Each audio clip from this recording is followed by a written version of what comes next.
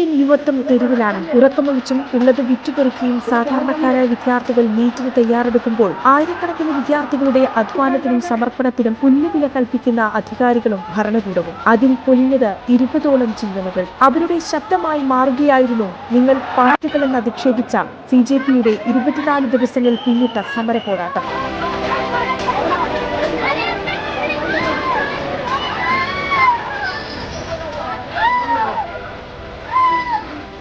അടിച്ചമർത്തിയാലും തല്ലിച്ചതച്ചാലും കൂട്ടമായി ഒഴിപ്പിച്ചാലും തിരികെ പൂർവാധികം ശക്തിയോടെ ഒന്നിച്ചു ചേരുന്ന പാർട്ടികളുടെ അതിജീവനത്തിന്റെ ജീവിത പോരാട്ടം തന്നെയാണവർ. ജന്തർ മന്ദിറിൽ തീർത്തും സമാധാനപരമായിരുന്ന സമരത്തിലേക്കാണ് റാപ്പിഡ് ഫോഴ്സും പോലീസും അഴിഞ്ഞാടിയത്. വിദ്യാർത്ഥികളെ തലക്കടിച്ചും തെരുവിൽ വലിച്ചിഴച്ചും ക്രൂരമായി മർദ്ദിച്ചു.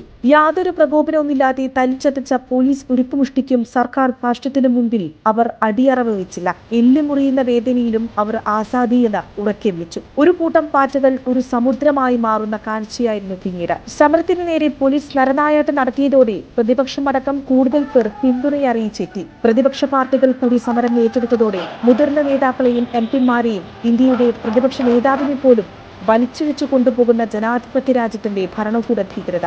പ്രധാനമന്ത്രിയുടെ വസതിക്ക് മുൻപിൽ പ്രതിപക്ഷ നേതാക്കൾ നടത്തിയ സമരത്തിനെതിരെയായിരുന്നു പോലീസിന്റെ ക്രൂര നടപടി.